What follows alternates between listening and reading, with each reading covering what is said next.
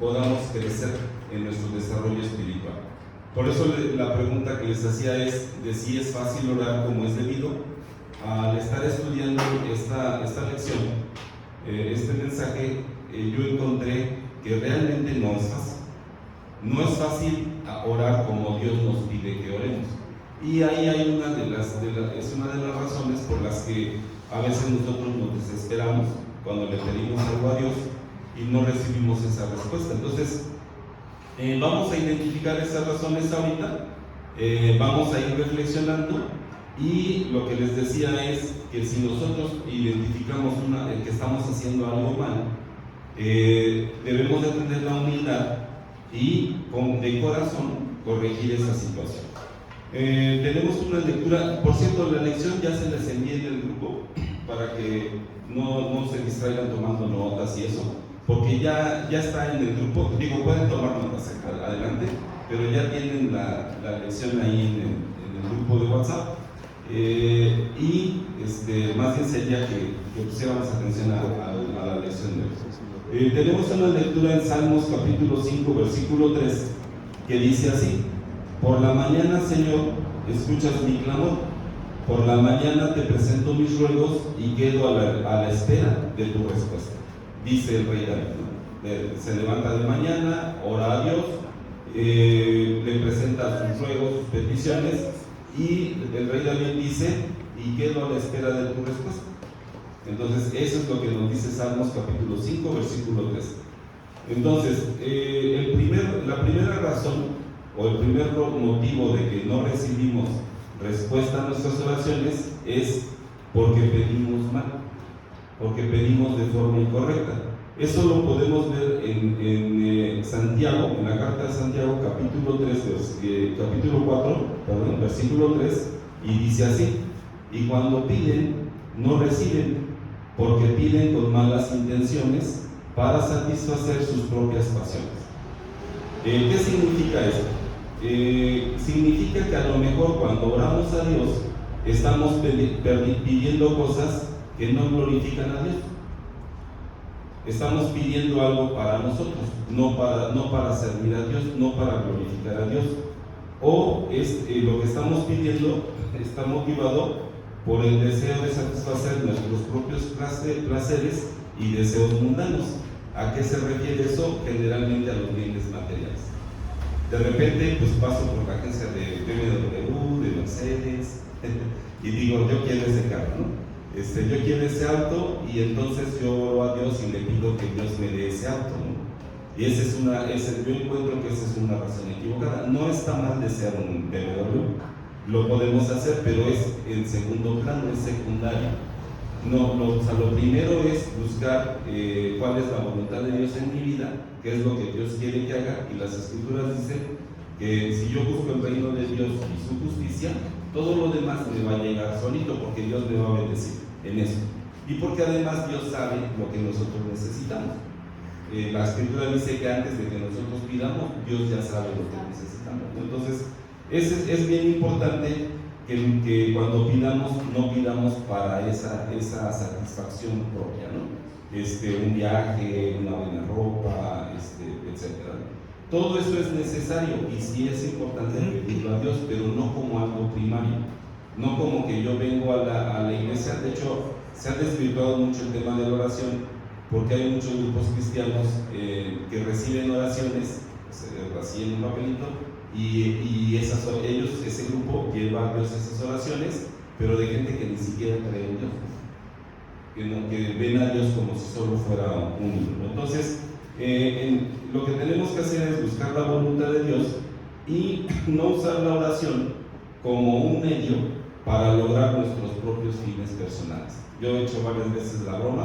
Las Escrituras dicen, hágase, Señor, tu voluntad, y la broma de mi parte es, hágase, Señor, mi voluntad. No se tiene que hacer tu voluntad, tenemos que hacer la voluntad de Dios. Entonces, esta es una de las razones: pedir por motivos incorrectos. La segunda razón es el pecado o maldad en el corazón, y aquí es en donde ya empieza a estar difícil el asunto, ¿no? Dice Salmos capítulo 66, versículo 18: si en mi corazón hubiera yo abrigado maldad, el Señor no me habría escuchado. Nuevamente el rey David, ¿no? El rey David dice, si en mi corazón hubiera yo abrigado maldad, el Señor no me habría escuchado. ¿Esto qué significa? Significa que David, el rey David, reconoce que si tuviera intenciones malas en su corazón, o si tuviera un pecado del cual no se ha arrepentido, sus oraciones no habían sido respondidas. Es lo que dice el rey David. El rey David reconoce esa situación. Dios escucha nuestras oraciones cuando nos acercamos a Él con un corazón puro, arrepentido y sincero. Entonces, por eso les preguntaba hace rato si es fácil orar a Dios. Realmente no es fácil. O sea, es difícil. La Escritura nos dicta cómo debemos orar a Dios, pero bajo qué condiciones. Si yo estoy en esta condición de pecado o de maldad, la maldad pues es común, ¿no? A lo mejor la maldad nos arrastra. A lo mejor de repente me llevo mal con alguien en la calle, inclusive con un vecino o con un familiar mío, y entonces yo quiero hacerle daño. Esa es la maldad del corazón. En lugar de desear bien para la otra persona, para mi prójimo, yo estoy deseando que le vaya mal, que le pase algo, que se le ponchen las llantas, etcétera, ¿no? Entonces, si yo tengo eso en mi corazón, esa maldad, pues entonces dice el rey David que Dios no escucha nuestras oraciones, ¿no? Si en mi corazón hubiera yo abrigado maldad, el Señor no me habría escuchado. Pues, ¿por qué no me escucha? Pues porque estoy en el pecado. Ahora, ¿qué tan fácil o qué tan difícil es corregir ese pecado en el que estoy? O esa maldad que le estoy deseando un mal a una persona, pues depende de mí. Depende única y exclusivamente de mí. Depende de que en lugar de desearle mal a mi prójimo o a un hermano en la iglesia, lo que tengo que hacer es desear que le vaya bien e inclusive ayudarle. Si yo veo que tienes una necesidad, yo me acerco contigo y yo te ayudo en lugar de desear pues, que te vaya mal, ¿no? ¿Por qué? Porque resulta que si nosotros no corregimos esa situación, pues entonces cuando oramos a Dios, estamos orando en vano. Dios no va a escuchar nuestras oraciones. Son las condiciones que Dios ha puesto en las Escrituras para que nosotros oremos a Dios. Entonces, Dios escucha nuestras oraciones cuando nos acercamos a Él con un corazón puro, con un corazón arrepentido y con un corazón sincero. Entonces, pudiera ser difícil, pero realmente creo que si ponemos nuestra voluntad, pues no es difícil, ¿no? Yo muchas veces he platicado con mi esposa el tema del pecado y le digo es que el pecado realmente no es difícil vencerlo. El problema está que no quiero salir de ahí. El problema está que yo estoy en medio de ese placer que le da a mis sentidos y pues entonces no quiero salir de ahí. Y realmente no sería difícil. Si yo quiero dejar eso y sabemos que el poder de Dios a través de su Espíritu Santo me va a fortalecer. El Espíritu de Dios me va a guiar, me va a fortalecer, me va a pastorear para que yo pueda dejar eso que me está haciendo daño. Punto número 3, la razón número 3 es la falta de fe, que es dudar del poder de Dios. ¿Qué dice Santiago capítulo 1 versículos 6 al 7? Dice, pero que pida con fe, sin dudar, porque quien duda es como las olas del mar, agitadas y llevadas de un lado a otro por el viento. Quien es así, no piense que recibirá cosa alguna del Señor. Lo voy a leer nuevamente. Dice, pero que pida con fe, sin dudar, porque quien duda es como las olas del mar, agitadas y llevadas de un lado a otro por el viento. Quien es así, no piense que recibirá cosa alguna del Señor. La fe. De repente cuando no recibimos una respuesta pronta de nuestro Dios, nuestra fe empieza a diluirse, nuestra fe empieza a flaquear.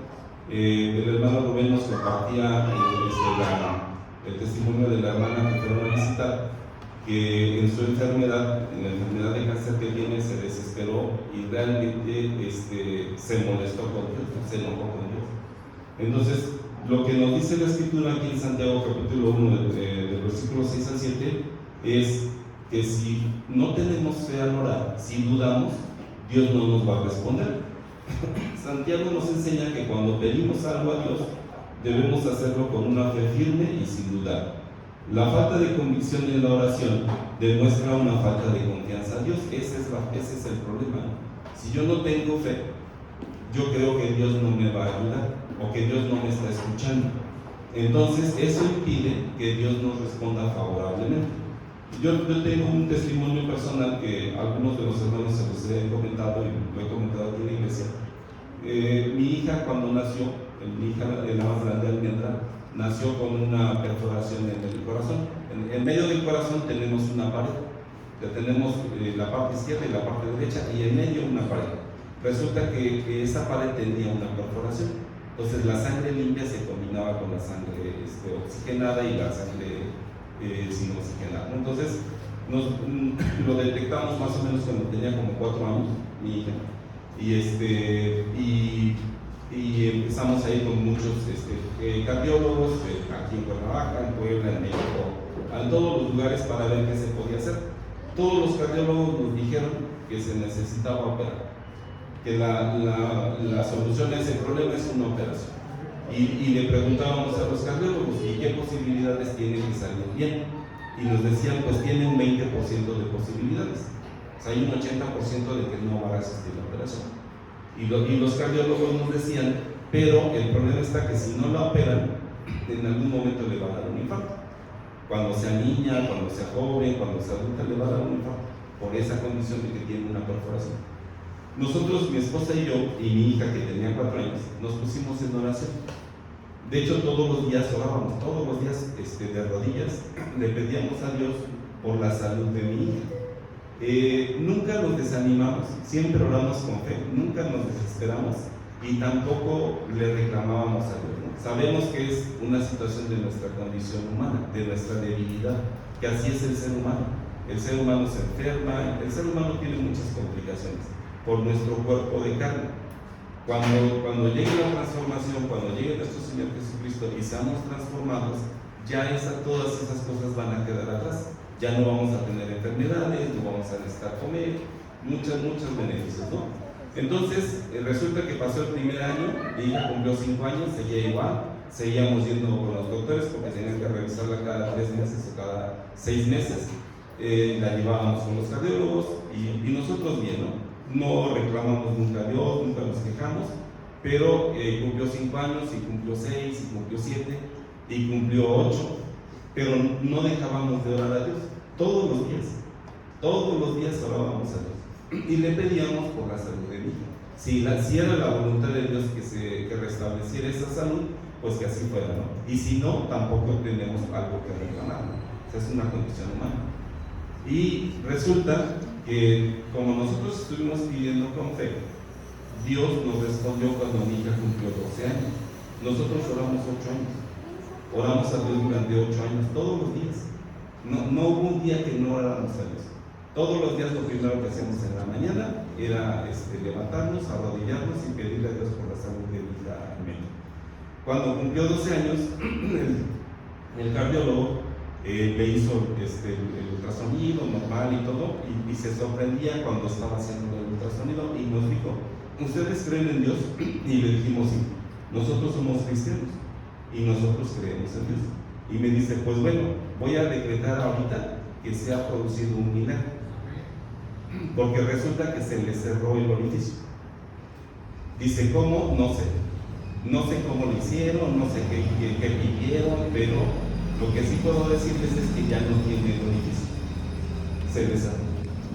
Entonces nosotros pues siempre hemos estado agradecidos a Dios, porque efectivamente si nosotros pedimos con fe, Dios se manifiesta sin dudar. No podemos dudar nada, porque dice aquí, si nosotros dudamos del poder de Dios.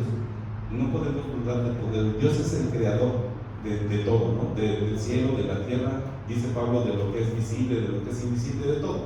Entonces, si alguien podría hacer algo por nosotros cuando está fuera de nuestros límites, de nuestra capacidad, pues es Dios, ¿no?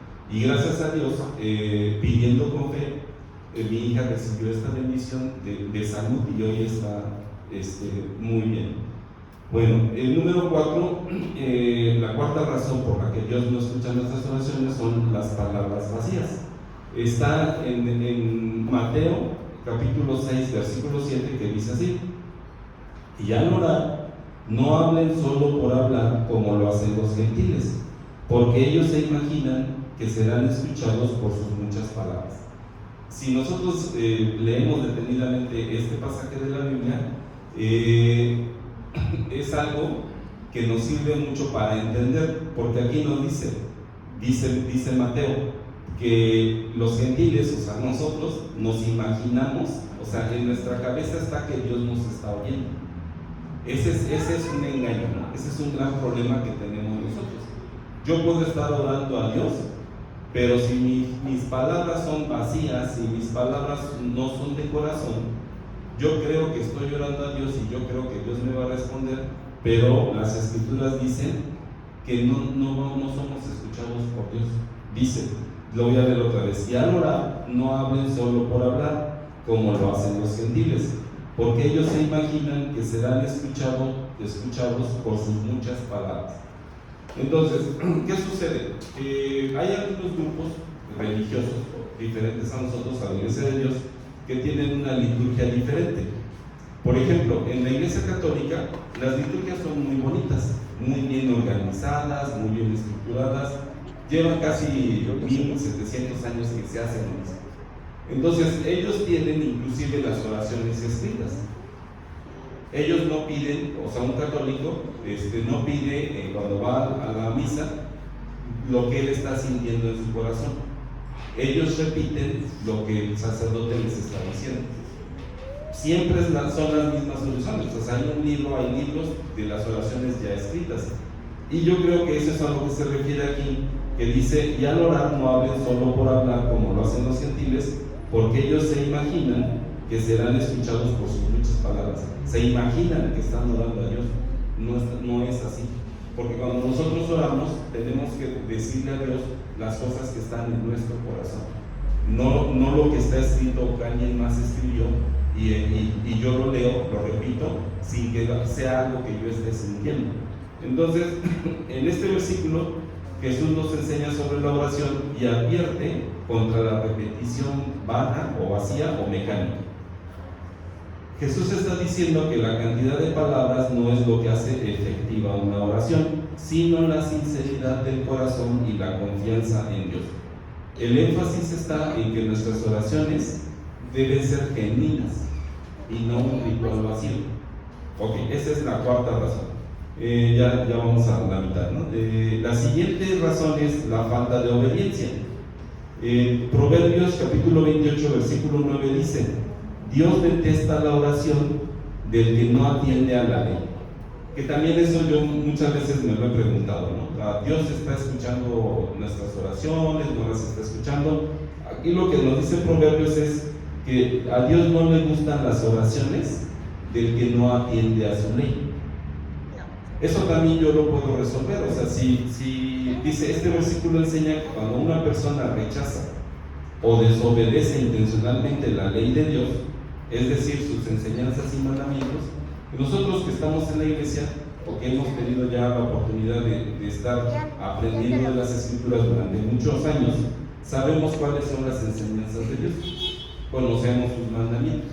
Pero si yo digo, sí, ese mandamiento ahí está, pero yo no lo voy a hacer, es grave, porque entonces dice Dios que Dios detesta la oración. Si yo oro a Dios pero yo desobedezco sus mandamientos, entonces Dios no nada más no me oye, sino Dios se molesta, porque yo estoy invocándolo, pero invocándolo sin haber guardado su voluntad, sin haber guardado sus mandamientos.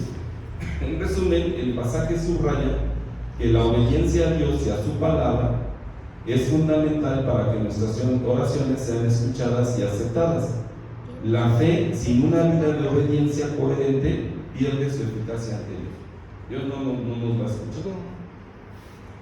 Número 6, falta de respeto en el matrimonio. Cuando estaba estudiando esto, aquí sí yo me sorprendí, ¿no?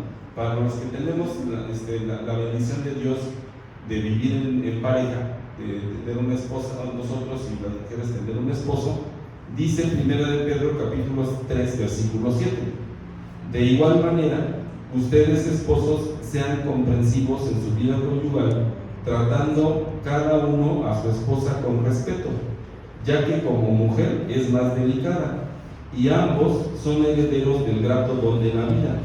Así, nada estorbará las oraciones de ustedes. Yo sí me sorprendí, ¿no? Porque, o sea, si yo me molesto con Jess y le digo, órale, los platos y la ropa y la comida y eso, dicen las escrituras que si yo no trato bien a mi esposa, cuando yo oro, tengo un estorbo en las oraciones. O sea, tampoco Dios me va a escuchar. O sea, es increíble, ¿no? Como algo que está aquí en la tierra se refleja en la oración que yo estoy haciendo a Dios. Entonces, si yo me enojo, pues ahora tengo que contentarme rápido porque tengo que orar. Entonces, le digo a mi esposa, oye, voy a orar, pero primero ya hay que ponernos en paz, ¿no? Entonces, hay algo también aquí bien importante que dice, ¿por qué? Porque dice aquí que los dos somos herederos de la vida eterna, del grato don de la vida o de la vida eterna. Para Dios, tanto el hombre como la mujer nos ve en igualdad de condiciones, pero nos señala algo bien importante, porque esa vida eterna Dios nos la regala a hombres y a mujeres. Y en el matrimonio es importante, como les digo, llevar una buena vida, porque si no la estamos llevando, dice aquí que tenemos un estorbo a las oraciones, ¿no? A las oraciones que hacemos. El énfasis está en que si nosotros como esposos no tratamos bien a nuestras esposas, nuestras oraciones están obstaculizadas. Esto enseña que las relaciones correctas en el matrimonio y el trato respetuoso influyen directamente en la vida espiritual y en la efectividad de las oraciones. Y tan bonito que es llevarse bien, ¿no? O sea, es un tema de perdón, por eso les decía, ¿es fácil orar a Dios? Yo creo que sí, pero depende mucho de que nosotros seamos humildes, de que nosotros obedezcamos a Dios y de que nosotros perdonemos, pues sobre todo a nuestras esposas, ¿no? O sea, si estamos casados es llevarnos bien, tratar de llevar una vida agradable a Dios conforme a su voluntad, y entonces nuestras oraciones van a ser efectivas. El número 7 dice no perdonar, que también aquí es un gran tema, pero depende también totalmente de nosotros, ¿no? No perdonar. Dice Marcos capítulo 11, versículo 25, y cuando oren, si tienen algo contra alguien, perdónenlo, para que también su Padre que está en el cielo les perdone a ustedes sus pecados. Este versículo resalta la importancia del perdón en la vida de la oración. Jesús enseña que al orar es esencial liberar cualquier resentimiento o falta de perdón hacia los demás. Si guardamos rencor o no perdonamos, esto afecta nuestra relación con Dios y puede impedir que Él nos perdone y que escuche nuestras oraciones. El perdón, ¿no? Nuestro Señor Jesús lo repite, las escrituras lo dicen, que tengo que perdonar. Tengo que perdonar, y Jesús dice, no nada más a los que están contigo y te quieren, sino más allá, o sea, a mis enemigos, a los que me ofenden, a los que me agreden, principalmente a ellos. O sea, yo tengo que perdonarlos a ellos. Con mucha más razón, si yo tengo alguna dificultad con alguna hermana, algún hermano de la iglesia, yo tengo que ir a pedir perdón. ¿Por qué? Porque resulta que dice la escritura, dice Jesús en Mateo, si yo no me pongo en paz con esa persona, con ese hermano, Dios no va a escuchar mis oraciones. La Biblia lo dice. Y como vimos en el caso anterior, que solo son palabras que estamos diciendo, que es ese hermano. Dios no está escuchando lo que estamos diciendo, porque primero tengo que ir a perdonar. Dice Jesús en Marcos, y cuando oren, si tienen algo contra alguien, perdónenlo, para que también su Padre que está en el cielo les perdone a ustedes sus pecados. Tan fácil y tan difícil, ¿no? Ya depende de cada uno de nosotros. Como les decía, es una oportunidad de reflexionar sobre estas 9 razones por las que Dios no escucha nuestra oración, y si nosotros estamos en una de estas condiciones, procedamos de inmediato a corregirlo. Eso también es bien importante. El tema del perdón, el tema inclusive del amor, de decir a alguien que lo quiero, tiene que ser en el instante. Yo no puedo esperarme a que se me pase el coraje, a que dentro de una semana, dentro de un mes, ya después voy a perdonar. Tiene que ser ahorita. O sea, el perdón es inmediato. O sea, sí me puedo enojar con alguien y todo, pero tengo que reflexionar y tengo que acercarme con humildad con la persona y decirle que me perdone. Número 8, falta de persistencia en la oración. Lucas 18, capítulo 1, dice: también les refirió Jesús una parábola sobre la necesidad de orar siempre y no desmayar. Jesús contó a sus discípulos una parábola para mostrarles que deberían de orar siempre y sin desanimarse.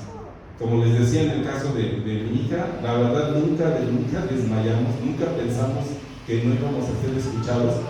No pensábamos que Dios le iba a mandar salud, lo único que pedíamos era que se hiciera la voluntad de Dios. O sea, si la voluntad de Dios es que no sane, está bien. Y si la voluntad de Dios es que sane, pues qué bendición para nosotros, ¿no? En especial para mi hija. Entonces, esa ha sido nuestra forma de cómo nos acercamos a Dios, pidiendo que Él haga su voluntad y nosotros ser humildes para aceptar esa voluntad. Número 9, no pedir conforme a la voluntad de Dios. Primera carta de Juan, capítulo 5, versículo 14, dice: esta es la confianza que tenemos al acercarnos a Dios, que si pedimos cualquier cosa conforme a su voluntad, Él nos oye. Nada más que hay que reflexionar, porque dice aquí que si pedimos cualquier cosa conforme a su voluntad, pues a lo mejor el BMW no es la voluntad de Dios, a lo mejor el viaje no es la voluntad de Dios, porque dice, ya vimos en una razón anterior, que si pedimos para nuestras satisfacciones, si pedimos para nosotros, Dios no escucha nuestra oración.